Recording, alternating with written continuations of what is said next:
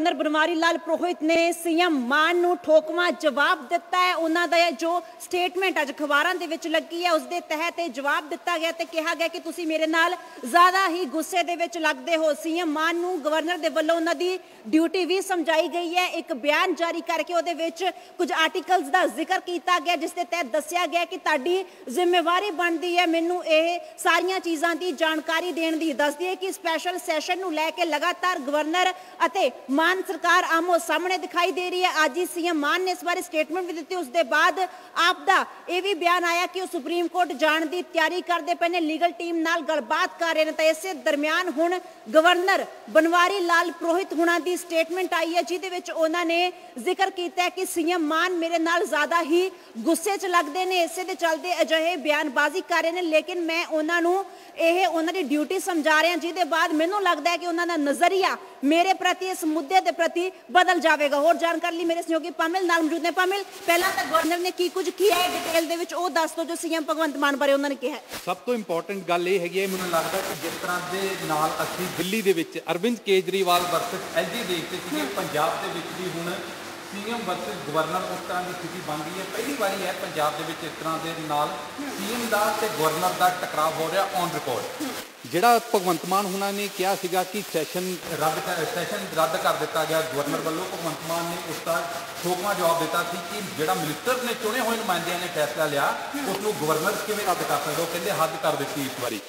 उसका गवर्नर ने बनवारी लाल पुरोहित ने इन्ना ठोकवा जवाब दिता, मुझे लगता कि पंजाब दे विच गवर्नर का रिएक्शन इस तरह कदे किसी सीएम के नाल नहीं देखा गया। बनवारी लाल पुरोहित ने एक अधिकारिक बयान जारी करके उन्होंने ये गल कही है कि मैनू मीडिया दे विच सुने या देखे बयानों तो बाद ये लगता कि भगवंत मान मेरे तो बहुत ज़्यादा नाराज़ ने। वो कहते मैनू लग रहा कि भगवंत मान नूं उन्हां दे जिहड़े एडवाइज़र ने वो सही जानकारी नहीं दे रहे।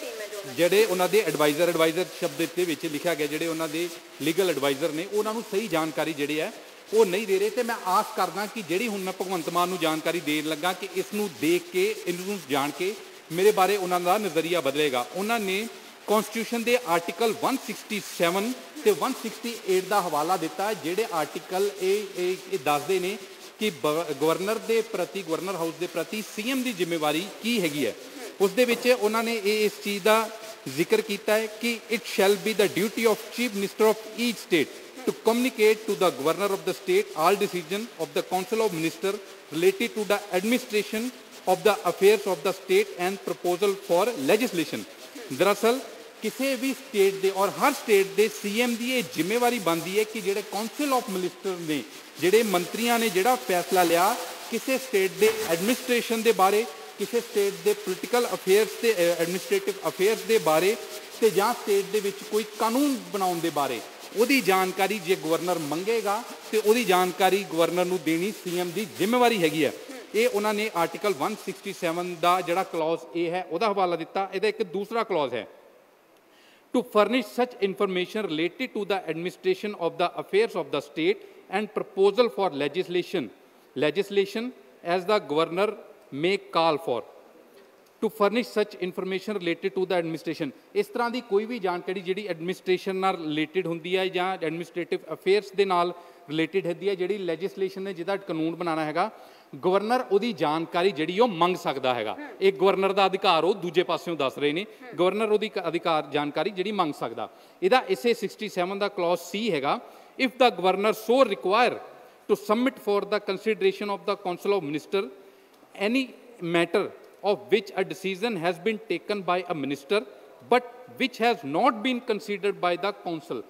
उस तरह का फैसले की भी जानकारी गवर्नर को जिहड़ी देनी है वो गवर्नर मंग सकदा कि जिहड़ा डिसीजन किसी ministers of one of the minister of council जिहड़ा किसी एक मंत्री के वल्लों डिसीजन लिया गया पर वो कैबिनेट दे विच नहीं विचारिया गया, जिहड़ा काउंसिल ऑफ मिनिस्टर का जिहड़ा हैगा उस दे विच नहीं विचारिया गया, उहदी भी जानकारी जिहड़ी है वो अंडर सैक्शन आर्टिकल 167 जिहड़ी है वो गवर्नर नूं देनी लाजमी हैगी है।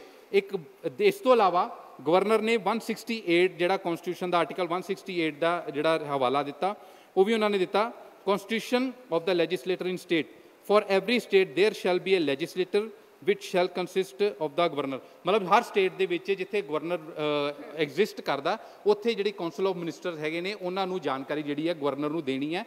ये ਜੋ ਜ਼ਿੰਮੇਵਾਰੀ ਹੈਗੀ ਹੈ। ਇਸ ਚੀਜ਼ ਦਾ ਹਵਾਲਾ ਉਹਨਾਂ ਨੇ ਇਸੇ ਹੱਕ ਦੇ ਵਿੱਚ, ਇਸੇ ਰੋਸ਼ਨੀ ਦੇ ਵਿੱਚ ਦਿੱਤਾ ਕਿ ਜਿਹੜਾ ਉਹਨਾਂ ਨੇ ਕਿਹਾ ਸੀਗਾ ਕਿ ਅਸੀਂ ਚੁਣੇ ਹੋਏ ਨੁਮਾਇੰਦੇ ਹਾਂ, ਅਸੀਂ ਜੇ ਸੈਸ਼ਨ ਬੁਲਾਉਣਾ ਚਾਹਿਆ ਤੇ ਗਵਰਨਰ ਨੇ ਉਹਨੂੰ ਇਨਕਾਰ ਕਿਉਂ ਕਰ ਦਿੱਤਾ। ਦਰਅਸਲ ਗਵਰਨਰ ਦੇ ਇਨਕਾਰ ਦਾ ਜਿਹੜਾ ਰੀਜ਼ਨ ਸੀ ਉਹ ਦੂਸਰਾ ਸੀਗਾ। ਉਹ ਕਹਿੰਦੇ ਸੀ ਕਿ ਜਿਹੜੇ ਆਧਾਰ ਤੇ ਤੁਸੀਂ ਮੈਜੋਰਿਟੀ ਸਾਬਤ ਕਰਨਾ ਚਾਹੁੰਦੇ ਹੋ ਉਹ ਵਾਲਾ ਅਧਿਕਾਰ ਨਹੀਂ ਹੈਗਾ ਤੁਹਾਡੇ ਕੋਲੇ। ਜੇ ਮੈਜੋਰਿਟੀ ਸਾਬਤ ਕਰਨ ਦਾ ਜਿਹੜਾ ਆਪਸ਼ਨ ਹੈਗੀ ਹੈ, ਜਿਹੜਾ ਰਸਤਾ ਹੈਗਾ, ਉਹ ਜਾਂ ਤੇ ਕੋਰਟ ਕਰਵਾ ਸਕਦੀ ਹੈ ਕਿ ਤੁਸੀਂ ਆਪਣਾ ਫਲੋ ਟੈਸਟ ਦੇਵੋ, ਜਾਂ ਆਪੋਜੀਸ਼ਨ ਜੇ ਨੋ ਕੌਨਫੀਡੈਂਸ ਮੋਸ਼ਨ ਲੈ ਕੇ ਆਵੇ ਉਹ ਤੁਸੀਂ ਤਾਂ ਕਰਵਾ ਸਕਦੇ ਹੋ, ਜਾਂ ਗਵਰਨਰ ਤੁਹਾਨੂੰ ਕਹਿ ਦੇ ਕਿ ਆਪਣਾ ਬਹੁਮਤ ਸਾਬਤ ਕਰੋ ਤਾਂ ਕਰ ਸਕਦੇ ਹੋ। ਉਹਦੇ ਤਿੰਨ ਹੀ ਰਸਤੇ ਹੁੰਦੇ ਆ। ਜੇ ਸਰਕਾਰ ਚਾਹਵੇ ਕਿ ਅਸੀਂ ਕੌਨਫੀਡੈਂਸ ਮੋਸ਼ਨ ਲੈ ਕੇ ਆਉਣਾ, ਉਹ ਲੈ ਕੇ ਆਉਣਾ ਇਸ ਤਰ੍ਹਾਂ ਸੰਭਵ ਨਹੀਂ ਹੈਗਾ as per procedure of Vidhan Sabha, है ना। इस चीज़ का उन्होंने हवाला एक मामला समझा दिए कि जो ऑपरेशन लोटस है उतों ये पूरा मसला शुरू होया सीगा। आम आदमी पार्टी ने इल्ज़ाम लगाया कि साडे MLA खरीदण की कोशिश हो रही है, उन्होंने अप्रोच किया गया, उन्होंने धमकियां दित्तियां गई, इस संबंधी शिकायत दी गई। उसके बाद भरोसगी मता लियाउण दा सीएम पंजाब दे वल्लों ऐलान किया गया, स्पैशल सैशन जो है बुलाउण दा सदा दिता गया, लेकिन गवर्नर दे वल्लों उसकी मंजूरी दी नहीं गई। तो उहदे बाद विवाद पखिया, प्रोटेस्ट किए गए ते हुण दोबारा स्पैशल सैशन का सदा दिता गया है। लेकिन उस तो पहला गवर्नर के वलों ये डिमांड की गई कि तुसी अपना जो विधायकी कामकाज है उसकी जो डिटेल्स ने वो सानू दवो, उस दे आधार के उपर डिसीजन लिया जाएगा। लेकिन हाँ, जो भी तुहाडा विधानक जो कामकाज होना सैशन च उहदे बारे सानू जानकारी दवो। तो इसे नूं लैके सीएम भगवंत मान ने एतराज जताया, अज कहा कि यह तो हद ही होगी, इस तरीके की जो स्टेटमेंट आई है तो उन्होंने सैशन बुलाण नहीं दिता जा रहा। तो उसके बाद हुण जो गवर्नर बनवारी लाल पुरोहित ने उन्होंने पहला तो टिप्पणी की है कि तुसी मेरे नाल ज़्यादा गुस्से च लगदे हो। इस दे बाद उन्होंने सीएम की ड्यूटी अते अपना अधिकार इस बयान दे विच समझाया। तो पूरा आमो सामने वाला इस वक्त सिचुएशन बनी हुई है सीएम वर्सिस गवर्नर। बिल्कुल बिल्कुल सीएम वर्सिस गवर्नर की जिस तरह से कहा कि दिल्ली दे विच ये सिचुएशन हैगी सी, खुल के जिहड़ी लड़ाई सीएम केजरीवाल की लैफ्टिनेंट गवर्नर की जिहड़ी सामने आई सी, नजीब जंग के वेले भी चलती रही, उस तो बाद जो LG चेंज हुए उदों भी चलती रही। उस तरह की लड़ाई जिहड़ी हैगी है पंजाब दे विच पहली तरह नज़र आई है।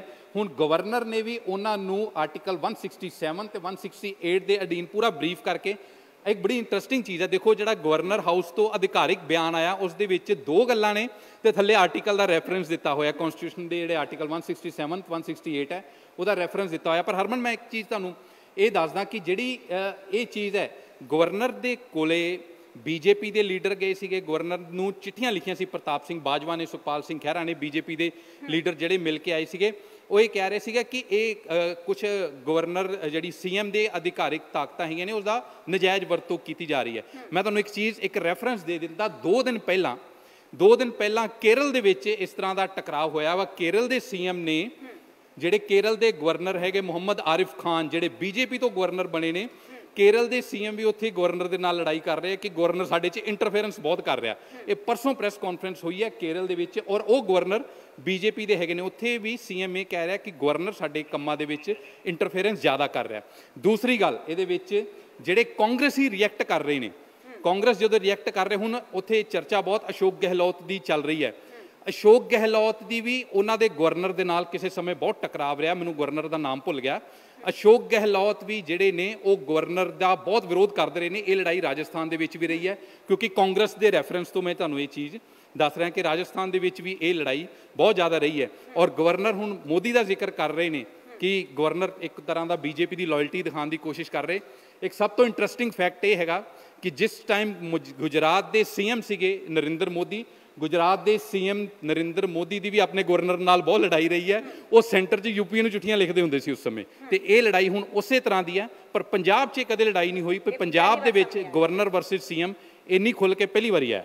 बिल्कुल, so first time Punjab they which governor versus CM दा यह सिचुएशन बनी हुई है। सीएम भगवंत मान अज फरीदकोट दे विच पहुंचे हुए ने, मेले च शिरकत करते पे ने। इस दरम्यान आम आदमी पार्टी ने प्रेस कॉन्फ्रेंस की, इसका विरोध किया, निंदा की ते कहा कि वह तैयारी करते पे ने इस डिसीजन के खिलाफ सुप्रीम कोर्ट जाण दी, इस पूरे मसले नूं सुप्रीम कोर्ट तक लैके जाण दी अते इस नूं बर्दाश्त नहीं किया जाएगा। लीगल टीम दे नाल गलबात सीएम मान दे वल्लों की जा रही। तो उससे विचाले गवर्नर हाउस तो यह ऑफिशियल बयान आया है जिहदे विच सीएम ਭਗਵੰਤ ਮਾਨ ਨੂੰ ਗਵਰਨਰ ਦੇ ਵੱਲੋਂ ਸਮਝਾਇਆ ਗਿਆ ਹੈ ਕਿ ਇਹ ਜੋ ਐਕਟ ਨੇ ਸੰਵਿਧਾਨ ਦੇ ਵਿੱਚ ਉਹਨਾਂ ਦੇ ਤਹਿਤ ਹੀ ਇਹ ਜਾਣਕਾਰੀ ਦੇਣੀ ਉਹਨਾਂ ਨੂੰ ਲਾਜ਼ਮੀ ਬਣਦੀ ਹੈ, ਸੀਐਮ ਦੀ ਡਿਊਟੀ ਬਣਦੀ ਹੈ। ਤੇ ਨਾਲ ਦੀ ਨਾਲ ਉਹਨਾਂ ਨੇ ਆਪਣਾ ਹੱਕ ਵੀ ਦੱਸਿਆ ਹੈ ਕਿ ਜੋ ਗਵਰਨਰ ਹੁੰਦਾ ਹੈ ਕਿਸੇ ਵੀ ਸਟੇਟ ਦੇ ਵਿੱਚ ਅਜਿਹੀ ਸਿਚੁਏਸ਼ਨ ਹੋਵੇ ਤਾਂ ਉਹ ਜਾਣਕਾਰੀ ਮੰਗ ਸਕਦਾ ਹੈ। ਇਸ ਤਰੀਕੇ ਦੇ ਨਾਲ ਸੈਸ਼ਨ ਬੁਲਾਉਣ ਨੂੰ ਲੈ ਕੇ ਤਾਂ ਵਿਵਾਦ ਬੇहद ਜ਼ਿਆਦਾ ਭਖਿਆ ਹੋਇਆ ਹੈ। ਵਿਰੋਧੀ ਧਿਰਾਂ ਜੋ ਨੇ ਉਹ ਵੀ ਸਰਕਾਰ ਦੇ ਵਿਰੋਧ ਦੇ ਵਿੱਚ ਨੇ ਅਤੇ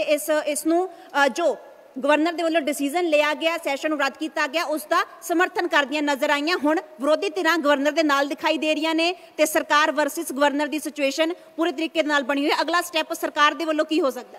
ਸਭ ਤੋਂ ਇੰਪੋਰਟੈਂਟ ਚੀਜ਼ ਇਸ ਦੇ ਵਿੱਚ ਇਹ ਹੈਗੀ ਕਿ ਕੀ ਹੁਣ ਸਰਕਾਰ ਜਾਣਕਾਰੀ ਭੇਜੇਗੀ ਜਾਂ ਨਹੀਂ ਭੇਜੇਗੀ। ਮੈਨੂੰ ਲੱਗਦਾ ਹੁਣ ਭੇਜਣੀ ਪਏਗੀ ਉਹਨਾਂ ਨੂੰ ਕਿ ਜੇ ਅਸੀਂ ਸੈਸ਼ਨ ਕਾਲ ਕਰਨਾ ਤੇ ਸਾਡਾ ਏਜੰਡਾ ਕੀ ਹੈਗਾ। BAC ਦੀ ਮੀਟਿੰਗ ਵੈਸੇ ਤੈਅ ਕਰਦੀ ਹੈ, ਬਿਜ਼ਨਸ ਅਫੇਅਰ ਕਮੇਟੀ ਦੀ ਮੀਟਿੰਗ ਜਿਹੜੀ ਹੁੰਦੀ ਹੈ ਵਿਧਾਨ ਸਭਾ ਦੀ, ਉਸ ਤੋਂ ਬਾਅਦ ਇੱਕ ਲਿਖਤੀ ਇੱਕ ਭੇਜਿਆ ਜਾਂਦਾ ਸੀਗਾ ਮਤਾ CM ਨੂੰ।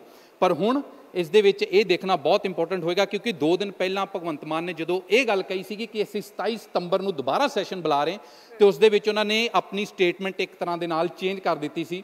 ਉਸ ਦੇ ਵਿੱਚ ਭਗਵੰਤ ਮਾਨ ਨੇ ਕਿਹਾ ਸੀਗਾ ਕਿ ਕਿਸਾਨਾਂ ਦੇ ਮੁੱਦੇ ਨੂੰ ਲੈ ਕੇ ਤੇ ਹੋਰ ਉਹਨਾਂ ਨੇ ਇੱਕ ਇਸ਼ੂ ਦੱਸਿਆ ਸੀਗਾ ਕਿ ਇਹਨਾਂ ਮੁੱਦਿਆਂ ਨੂੰ ਲੈ ਕੇ, ਪੰਜਾਬ ਨਾਲ ਰਿਲੇਟਡ ਮੁੱਦਿਆਂ ਨੂੰ ਲੈ ਕੇ ਅਸੀਂ ਸੈਸ਼ਨ ਬੁਲਾਉਣਾ ਚਾਹੁੰਦੇ। ਪਰ ਹੁਣ ਜਦੋਂ ਗਵਰਨਰ ਨੇ ਅਧਿਕਾਰਿਕ ਤੌਰ ਤੇ ਕਿਹਾ ਤੇ ਹੁਣ ਮੈਨੂੰ ਲੱਗਦਾ ਕਿ ਲਿਖਤੀ ਦੇਣਾ ਪਵੇਗਾ ਉਹਨਾਂ ਨੂੰ ਕਿ ਅਸੀਂ ਸੈਸ਼ਨ ਕੌਨਫੀਡੈਂਸ ਮੋਸ਼ਨ ਲਈ ਬੁਲਾ ਰਹੇ ਹਾਂ ਜਾਂ ਹੋਰ ਵਿਸ਼ਿਆਂ ਦੇ ਲਈ ਬੁਲਾ ਰਹੇ ਹਾਂ।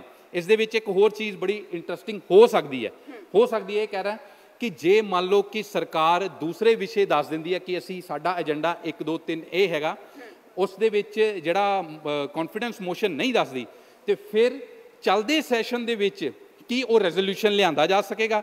ਕੀ ਸਰਕਾਰ ਉਹ ਰੈਜ਼ੋਲੂਸ਼ਨ ਚੱਲਦੇ ਵਿਧਾਨ ਸਭਾ ਸੈਸ਼ਨ ਦੇ ਵਿੱਚ ਲੈ ਕੇ ਆਏਗੀ? ਕੌਨਫੀਡੈਂਸ ਮੋਸ਼ਨ ਦਾ ਇੱਕ ਵੱਖਰਾ ਟਵਿਸਟ ਹੋਏਗਾ ਕਿ ਹੁਣ ਲਿਖ ਕੇ ਭੇਜਦੇ ਨੇ ਜਾਂ ਚੱਲਦੇ ਸੈਸ਼ਨ ਦੇ ਵਿੱਚ ਲੈ ਕੇ ਆਉਂਦੇ। ਜੇ ਹੁਣ ਲਿਖ ਕੇ ਭੇਜਦੇ ਨੇ ਤਾਂ ਜ਼ਾਹਿਰ ਤੌਰ ਤੇ ਗਵਰਨਰ ਦੁਬਾਰਾ ਰੱਦ ਕਰ ਦੇਗਾ ਤੇ ਜੇ ਦੁਬਾਰਾ ਵਿੱਚ ਚੱਲਦੇ ਸੈਸ਼ਨ 'ਚ ਕੌਨਫੀਡੈਂਸ ਮੋਸ਼ਨ ਦਾ ਰੈਜ਼ੋਲੂਸ਼ਨ ਕੋਈ ਸੈਸ਼ਨ ਦੇ ਵਿੱਚ ਲੈ ਕੇ ਆਉਂਦੇ, ਉਸ ਨੂੰ ਲੈ ਕੇ ਕੀ ਸਥਿਤੀ ਹੋਏਗੀ ਇਹ ਸੈਸ਼ਨ 'ਚ ਪਤਾ ਲੱਗੇਗਾ। ਬਿਲਕੁਲ ਦੇਖਣ ਵਾਲੀ ਗੱਲ ਹੋਏਗੀ ਕਿ ਹੁਣ ਜੋ ਗਵਰਨਰ ਹਾਊਸ ਦੇ ਵੱਲੋਂ ਬਿਆਨ ਦਿੱਤਾ ਗਿਆ ਉਸ ਦੇ ਉੱਪਰ ਸਰਕਾਰ ਕੀ ਰੁਖ ਅਖਤਿਆਰ ਕਰਦੀ ਹੈ, ਕੀ ਸਰਕਾਰ ਡਿਟੇਲਸ ਦਿੰਦੀ ਹੈ, ਗਵਰਨਰ ਹਾਊਸ ਨੂੰ ਜੋ ਸੈਸ਼ਨ ਬੁਲਾਏ ਜਾਣ ਦੀ ਮੰਗ ਕੀਤੀ ਜਾ ਰਹੀ ਹੈ ਉਸ ਸੰਬੰਧੀ ਜਾਂ ਨਹੀਂ। ਲਗਾਤਾਰ ਮਾਮਲਾ ਭਖਿਆ ਹੋਇਆ ਹੈ, ਵਿਰੋਧੀ ਧਿਰਾਂ ਵੀ ਇਨਵੋਲਵ ਨੇ। ਗਵਰਨਰ ਦੇ ਫੈਸਲੇ ਦਾ ਸਮਰਥਨ ਵਿਰੋਧੀ ਧਿਰਾਂ ਦੇ ਵੱਲੋਂ ਕੀਤਾ ਗਿਆ ਤੇ ਦੂਜੇ ਪਾਸੇ ਜੋ ਆਮ ਆਦਮੀ ਪਾਰਟੀ ਦੀ ਸਰਕਾਰ ਹੈ ਉਹ ਇਸ ਨੂੰ ਲੋਕਤੰਤਰ ਦੇ ਉੱਪਰ ਜੋ ਹੈ ਚਿੰਤਾ ਜ਼ਾਹਰ ਕੀਤੀ ਹੈ ਉਹਨਾਂ ਨੇ ਕਿ ਲੋਕਾਂ ਵੱਲੋਂ ਚੁਣੀ ਗਈ ਸਰਕਾਰ ਹੈ, ਜੇਕਰ ਇਸ ਤਰੀਕੇ ਦੇ ਨਾਲ ਸੈਸ਼ਨ ਬੁਲਾਏ ਜਾਣ ਦੀ ਅਨੁਮਤੀ ਨਹੀਂ ਦਿੱਤੀ ਜਾਂਦੀ ਤਾਂ ਉਸ ਦੀ ਉਹ ਨਿੰਦਾ ਕਰ ਰਹੇ ਨੇ। ਇਸੇ ਦਰਮਿਆਨ ਅੱਜ ਗਵਰਨਰ ਹਾਊਸ ਤੋਂ ਇਹ ਬਿਆਨ ਜਾਰੀ ਹੋਇਆ। ਹੁਣ ਦੇਖਣਾ ਹੋਏਗਾ ਕਿ ਆਮ ਆਦਮੀ ਪਾਰਟੀ ਦੀ ਸਰਕਾਰ ਇਸ ਸੰਬੰਧੀ ਕੀ ਬਿਆਨ ਦਿੰਦੀ ਹੈ ਜਾਂ ਅੱਗੇ ਕੀ ਰੁਖ ਅਖਤਿਆਰ ਕੀਤਾ ਜਾਂਦਾ ਹੈ।